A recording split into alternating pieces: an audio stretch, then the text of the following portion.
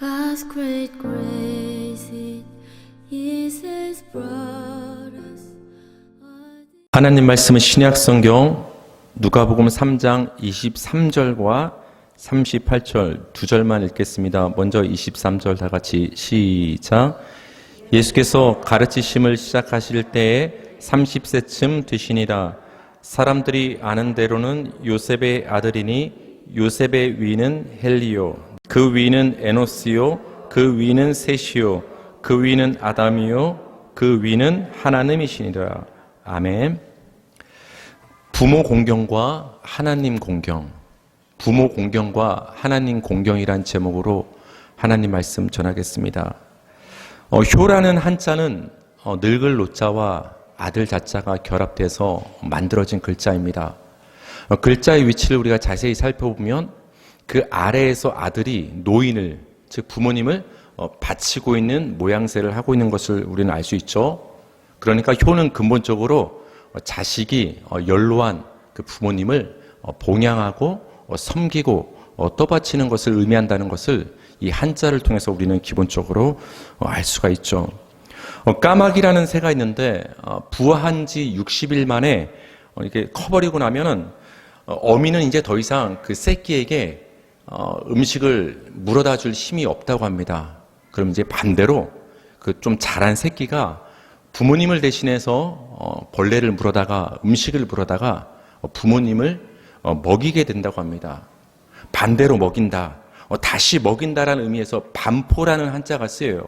그래서 이 까마귀처럼 우리가 어린 시절에는 그 부모님으로부터 양육을 받고 부모님이 먹이시는 것을 통해서 우리가 자란 것처럼 부모님이 연세가 드신 다음에는 스스로 자신을 건사할 수 없을 때 이 까마귀처럼 자식이 그 부모님을 다시 그 먹이고 봉양하는 그 효도의 마음을 가리켜서 우리가 보통 이제 사자성어로 반포지효란 말을 쓰게 됩니다.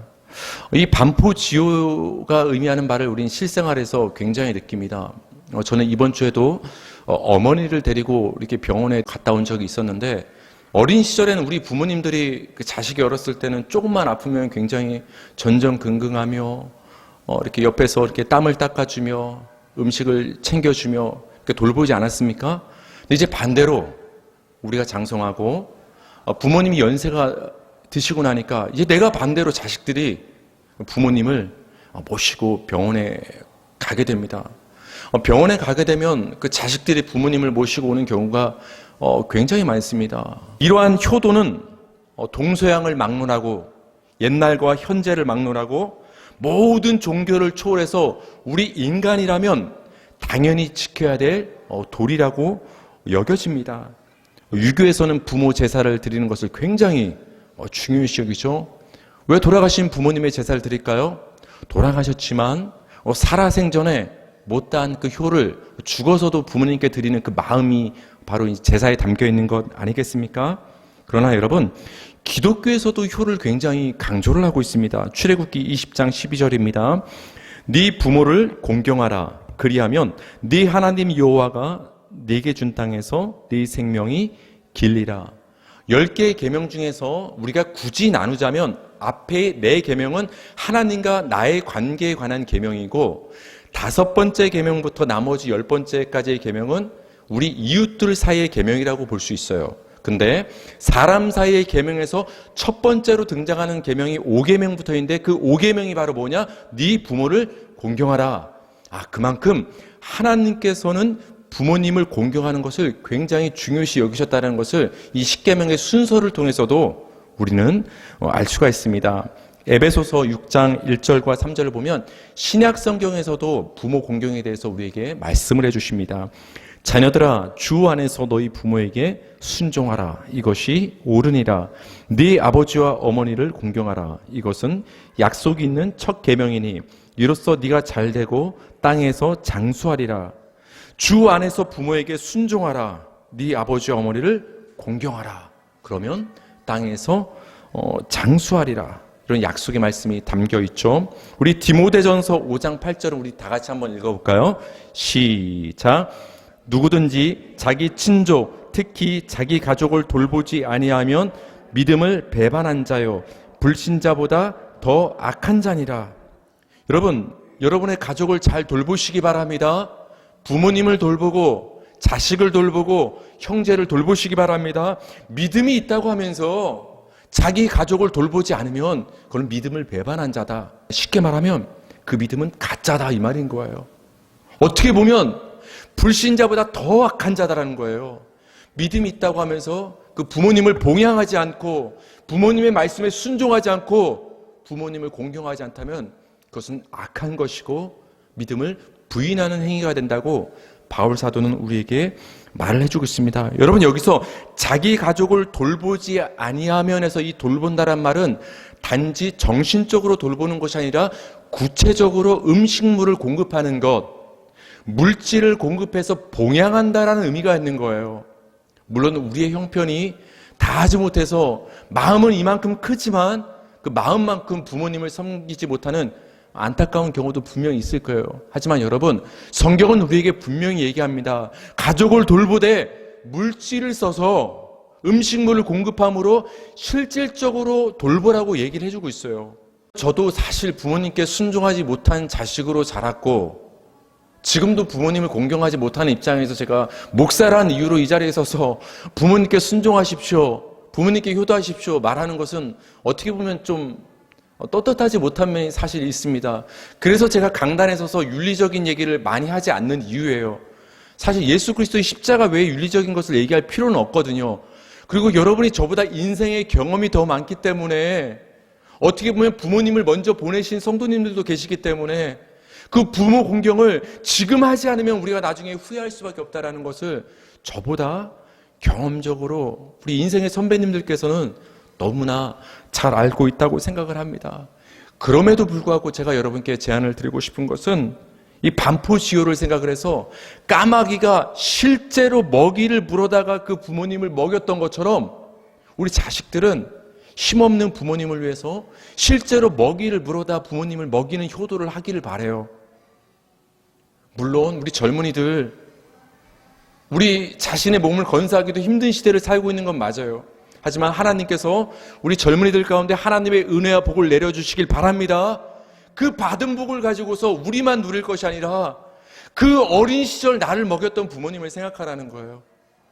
그 부모님의 은혜를 생각해서 까마귀처럼 이제는 반대로 다시 그 부모님을 먹이는 그 실질적인 그 봉양을 실천하는 우리 그 젊은 세대가 되기를 주님의 이름으로 권면을 합니다. 그리고 또 하나 제가 여러분께 경험적으로 말씀드리고 싶은 것은 부모님에 대해서 후회할 일을 만들지 않았으면 좋겠어요. 물질적으로 부모님을 섬기는 것은 우리가 필요하고 가장 기본적인 것이긴 하지만 정신적으로도 부모님에 대해서 생각해 볼 때마다 그 후회할 일을 살아생전에 만들지 않았으면 좋겠다. 부모님이 돌아가신 성도님이 혹시 계시다면 한번 생각해 보세요. 후회되는 일이 있습니까? 아쉬운 일들 우리 마음속에 남지 않습니까? 저도 이제 육신의 부모님이 지금 살아 계시지만 30년이 지났지만 그 일이 저는 간간히 지금도 생각나요. 20살 됐을 때 제가 학력고사 대학 입학 시험을 볼 때 저희 어머니가 저를 따라왔어요. 굉장히 추운 겨울이었어요. 추운 여인숙 같은 방에서 저 입시를 치르는 동안 어머니께서 기다리고 계셨어요. 그 당시는 대학 시험을 보고 나면 답안지가 바로 그 입학 고사장 앞에서 행상들이 팔고 있었어요. 그래서 어머니가 그걸 준비해서 돌돌 말고 계시다가 제가 나오자마자 혁중아 답안지 한번 맞춰봐라 그렇게 저한테 주시더라고요. 제가 어머니한테 어머니 감사합니다 이렇게 기다려주시고 밖에서 기도해주시고 답안지까지 사주셨네요 편하게. 그렇게 했으면 얼마나 좋아요. 아니 엄마 이런 걸 왜 사가지고 엄청 짜증을 냈어요. 그때 어머니가 저한테 시험을 보고 나왔으니까 뭐 아무런 소리 못하고 그냥 묵묵히 그 못난 자식의 그 잔소리를 들으면서 고개를 숙이고 그냥 기다리셨던 모습이 30년 전 일이지만 여전히 생각나요. 여전히.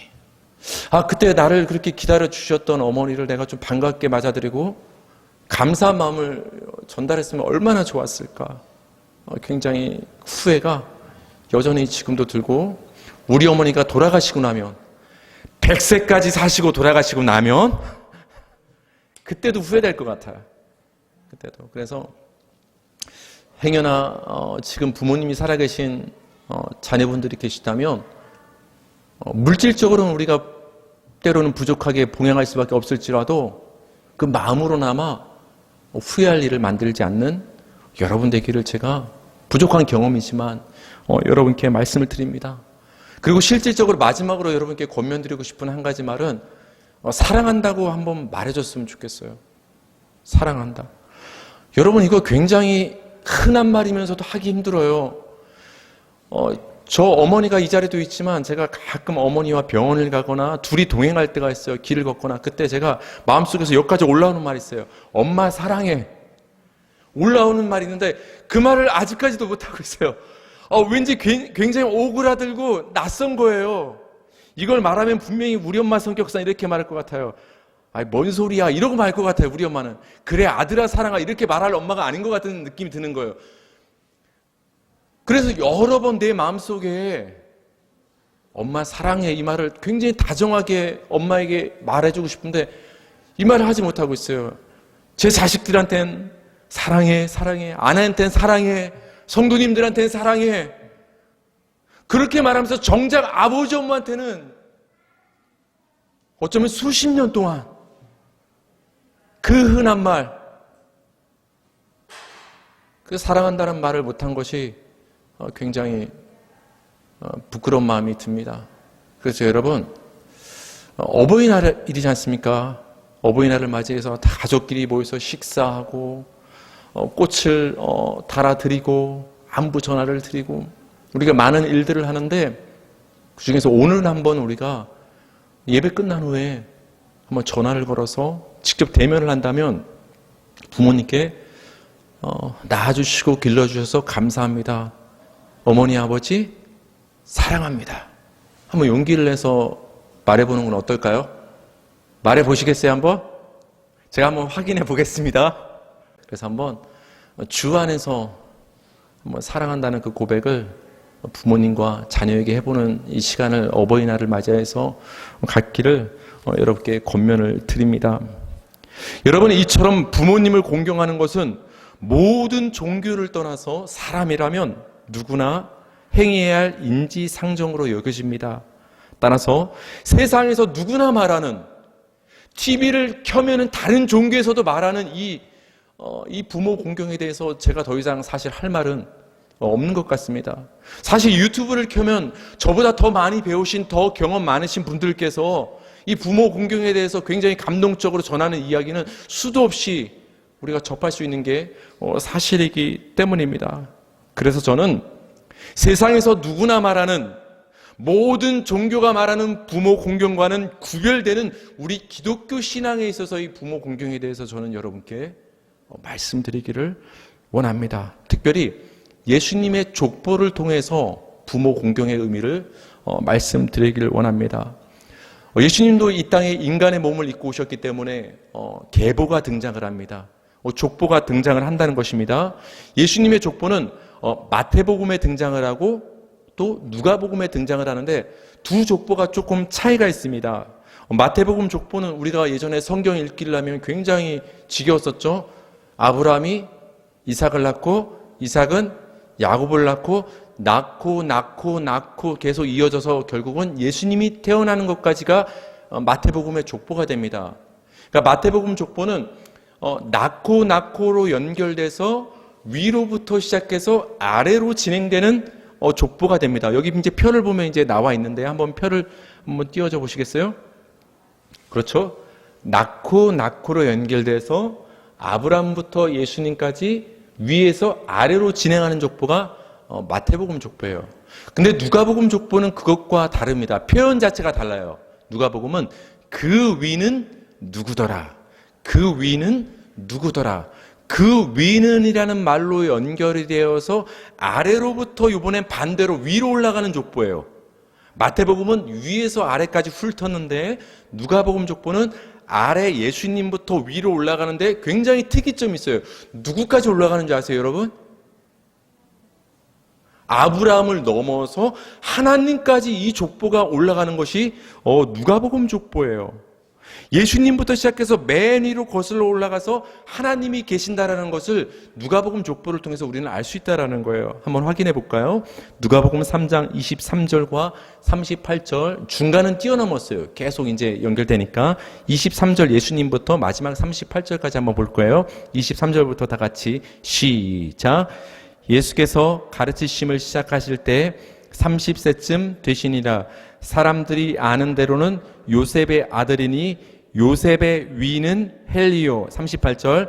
그 위는 에노스요. 그 위는 셋이요. 그 위는 아담이요. 그 위는 하나님이시니라. 하나님이시라.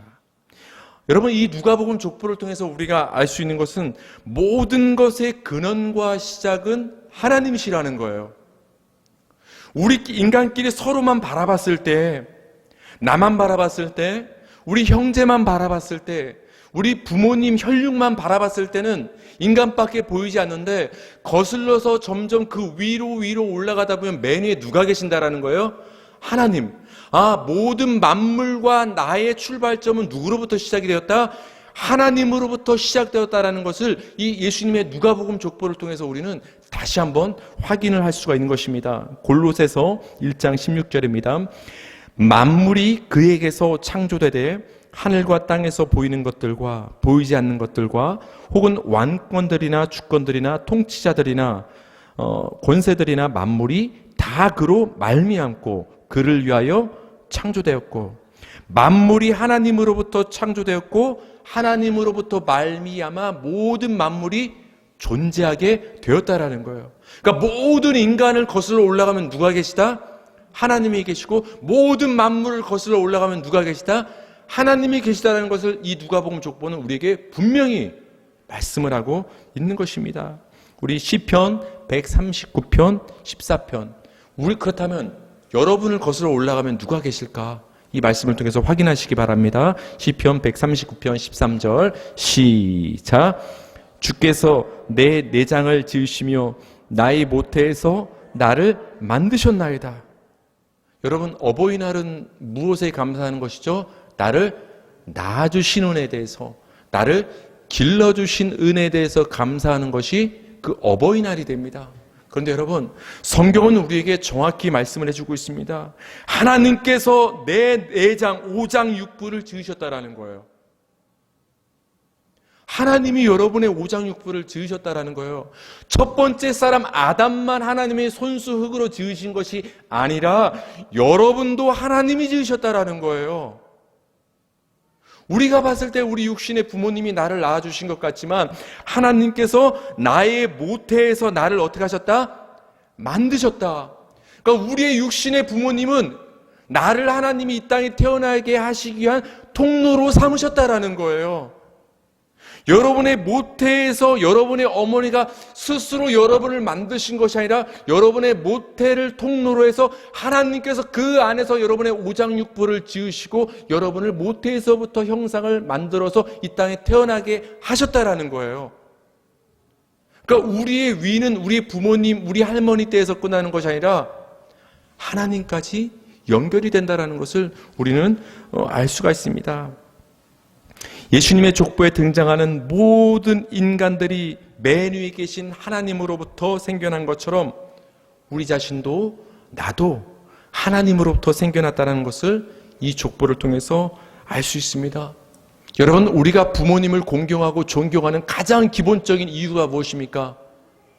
길러주시는 은혜도 있지만 그것보다 앞서는 그 기본적인 이유가 무엇이죠? 나를 낳아주셨기 때문에, 나를 존재케 하셨기 때문에 어버이라 부르고 공경하는 것 아니겠습니까? 근데 여러분, 성경을 보니까 나를 존재케 하시고 나를 지으시고 태어나게 하신 분이 지금 누구라는 거예요? 하나님이라는 거예요. 그러니까 우리가 어버이를 향했던, 어머님과 아버지를 향했던 그 부모 공경의 마음이 근본적으로는 누구에게까지 향해야 된다는 거예요? 나의 육신의 부모님을 통해서 나를 오장육부를 지으시고 존재케 하신 그 하나님까지 부모 공경의 마음이 향해야 된다는 거예요. 세상은 많이 가야 그 조상까지, 증조부까지, 고조부까지 그 효도의 마음이 흘러가지만 그 제사를 통해서 우리 기독교 신앙은 차원이 다른 거예요. 거슬러 올라가서 그 위로 올라가서 맨 위에 계신 누구까지 우리 부모 공경의 마음이 올라간다는 거예요? 하나님까지, 나를 존재케 하신 그 하나님에까지 우리 부모 공경의 마음이 확대되고 뻗쳐나가야 되는 것이 우리 기독교 신앙에서 말하는 부모 공경의 마음이 되는 것입니다. 누가복음 3장 38절을 우리 한번 다 같이 다시 한번 읽어볼까요? 시작. 그 위는 에노스요, 그 위는 셋이요, 그 위는 아담이요, 그 위는 하나님이시라. 누가복음 족보가 이렇게 끝을 맺게 되는데 여기 보면 인물이 등장합니다. 셋이 등장을 하고 셋 아래 에노스가 등장을 하고 셋 위에 누가 등장을 하죠? 아담이 등장을 하고 그 위에 하나님이 등장을 합니다. 우리말로 번역이 위는 이렇게 번역이 됐는데 누구의 아들 누구예요? 원래는 에노스의 위는 셋이요, 셋의 위는 아담이요, 아담의 위는 하나님이라. 이 말을 여러분 다시 번역하면 이런 뜻이 되는 거예요. 셋의 아들 에노스, 그리고 아담의 아들 셋, 그리고 마지막으로 누구의 아들 아담? 하나님의 아들 아담이 되는 거예요. 이 관계는 아들로서 연결이 되고 있다는 거예요. 그럼 여러분, 이 족보에 여러분을 한번 넣어보세요. 그럼 여러분이 뭐가 된다라는 거예요? 하나님의, 단순히 여러분 위에 하나님이 계신 것이 아니라 여러분 모두가 하나님의 아들이 된다라는 의미가 이 족보엔 담겨 있다라는 거예요. 하나님의 자녀가 된다라는 거예요. 하나님이 우리를 만드시고 조성하시고 태어나게 하셨다라는 것은 단지 만들었다는 그 의미를 넘어서 하나님이 우리의 아버지가 되시고 여러분 모두가 하나님의 아들과 자녀가 된다라는 의미가 이 누가복음 족보에 담겨 있다라는 것을 우리는 알 수가 있습니다. 하나님의 아들 아담, 이 말은 하나님의 아들 나라는 의미가 있는 거예요. 우리는 하나님의 아들과 자녀가 되는 것이고 하나님은 우리의 뭐가 되신다? 아버지가 된다란 말이에요. 히브리서 12장 9절을 한번 보실까요? 히브리서 12장 9절. 또 우리 육신의 아버지가 우리를 징계하여도 공경하였거든 하물며 모든 영의 아버지께 더욱 복종하며 살려하지 않겠느냐. 여러분, 육신의 아버지만 계신 것이 아니라 모든 영의 아버지이신 하나님이 계시다라는 거예요. 마태복음 6장 26절. 공중의 새를 보라. 심지도 않고 거두지도 않고 창고에 모아들이지도 아니하되 너희 하늘 아버지께서 기르시나니 너희는 이것들보다 귀하지 아니하냐. 여러분, 공중의 새를 하나님이 먹이시잖아요. 근데 너희는 이것들보다 더 귀하지 아니하냐. 이 말은 뭐예요? 내가 너희를 내버려 두겠다라는 거예요? 기르겠다는 말씀인 거예요? 여러분을 책임지시겠다는 말씀을 지금 하나님께서 하고 계신 거예요.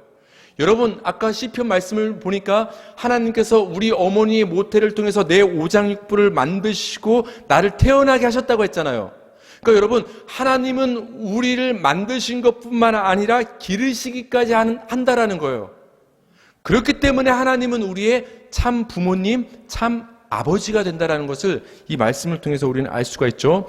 우리 시편 27편 10절 우리 다 같이 읽겠습니다. 시작. 내 부모는 나를 버렸으나 여호와는 나를 영접하시리라. 그렇죠? 그래서 하나님이 우리의 영원한 아버지가 되시는 거예요. 고린도전서 8장 6절을 제가 마지막으로 읽어드릴게요. 그러나 우리에게는 한 하나님 곧 아버지가 계시니 만물이 그에게서 났고 우리도 그를 위하여 있고. 우리가 이 땅에 존재케 된 것은 만물을 존재케 하시는 맨 위에 계신 하나님으로부터 비롯된 것이기 때문에 그 자체로 하나님은 우리 모두의 영원한 아버지가 되신다는 것입니다. 성도님들, 어버이날을 맞이해서 여러분을 낳아주신 부모님을 생각하고 그 부모님을 공경하고 봉양하기를 바랍니다. 그런데 그 육신의 부모님을 통해서 우리는 중요한 한 가지를 꼭 기억하고 생각해야 한다는 것입니다. 내가 지금 숨쉬며 존재하고 있다는 것은 나를 낳아주신 어머니 아버지가 계시다는 말인 거예요. 내 부모님이 계시다라는 것은 그 부모님을 존재케 하신 할아버지 할머니가 계시다라는 거예요. 내 할아버지 할머니가 존재한다는 것은 그 위에 만나본 적은 없지만 반드시 또 다른 부모님이 계셨기 때문에 내 할아버지 할머니도 존재했다라는 것을 우리는 알고 믿을 수 있다라는 거예요. 그 위에 누군가가 있기 때문에 그 아래 누군가가 존재한다라는 거예요. 내가 존재한다라는 것은 지금 그 위에 누군가가 있었기 때문이라는 거예요. 그 위를 좀만 더 거슬러 올라가면 누가 있다라는 거예요? 족보를 통해서 하나님이 계시다라는 거예요. 왜 부모님이 계신 것은 믿으면서 왜 증조 할아버지, 고조 할아버지를 본 적은 없으면서 계시다는 걸 다 믿으면서 왜 그 위를 거슬러 올라가면 하나님이 계시다는 걸 못 믿느냐는 거예요. 내가 이유 없이 스스로 존재할 수 없고 부모님이 계시기에 내가 존재할 수 있었던 것처럼 그 위를 거슬러 올라가면 우리 인간이란 존재는 하나님이 계시기 때문에 존재할 수밖에 없었다라는 거예요. 예수님의 족보를 통해서도 우리는 하나님은 반드시 계실 수밖에 없는 분이심을 우리는 알 수가 있는 것입니다. 여러분, 육신의 부모와 육신의 가족을 위한다는 핑계로 여러분의 육신의 부모님을 존재케 하시고 또 그 부모님을 통해서 여러분을 존재케 하신 하나님을 공경하는 것을 소홀히 한다면 그것은 굉장히 어리석은 거예요. 여러분, 사실 여러분의 부모님은 부모님이었지만 영원한 부모님은 사실 아니잖아요. 그렇지 않나요? 이 땅에서 육신의 그 부모님의 관계는 이 땅에서라는 거예요. 길어봤자 5, 60년의 관계라는 거예요. 여러분과 영원한 관계를 맺고 영원한 아버지가 되시는 분은 누구라는 거예요? 하나님이 우리의 영원한 아버지세요. 근데 여러분, 부모 공경도 중요하지만 가족을 돌보는 것도 중요하지만 우리가 육신의 부모님을 공경한다는 그 구실로 가족을 돌본다는 구실로 그것도 정말 중요한 일이지만 나의 영원한 아버지 되시는 그 하나님을 섬기고 예배하는 것을 소홀히 한다면 그것만큼 현실을 파악하지 못하고 어리석은 일은 없다라는 것입니다. 육신의 부모를 공경하는 것은 모든 인간, 모든 종교의 도리지만 만물을 존재케 하신 하나님을 아버지로 여기고 공경하는 것은 오직 우리 하나님의 자녀들만이 할 수 있는 특권인 것이에요.